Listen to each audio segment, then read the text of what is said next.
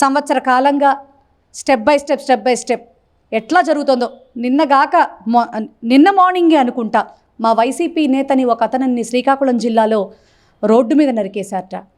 Law and order బాగుందండి, ఏమని చెప్పాలి? వీళ్ళు వచ్చిన తర్వాత అసలు అనంతపురం జిల్లా అటు పక్క ఎన్ని హత్యలు జరిగినాయో ఒక మాట చెప్పండి. ఒక్కదాని మీదైనా వీళ్ళ సీరియస్ యాక్షన్ ఉందా? పల్నాడు జిల్లాలో ఎన్ని జరుగుతున్నాయి? అసలు నిత్యమండి ఏదో ఒకటి. పసిబిడ్డలను లేదు, మగపిల్లలను లేదు, కార్యకర్తలను లేదు, ఎలా పడితే అలా.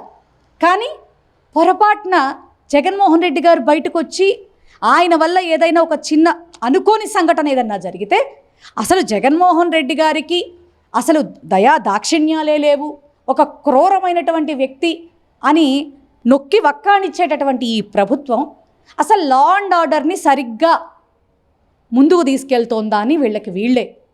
ఎందుకంటే జరుగుతున్న అరాచకాలు కావచ్చు, విచ్చలవిడి గంజాయితనం కావచ్చు, అలాగే యువత భవిష్యత్తు ఈరోజు ప్రశ్నార్థకంగా మారటం కావచ్చు, ఏదైనా కావచ్చు. ఆఖరికి ప్రతిపక్ష నేత బయటకు వస్తూ ఉంటే ఆయనకి భద్రత ఇచ్చేటటువంటి విషయంలో కూడా వీళ్ళు అటర్ ఫెయిల్యూర్. Z+ కేటగిరీ ఇస్తున్నామని పేరుకి చెప్పుకుంటున్నారే తప్ప ఎక్కడా కూడా వీళ్ళ నీతి, నిజాయితీ, నిబద్ధత అనేది ఎక్కడా లేదు.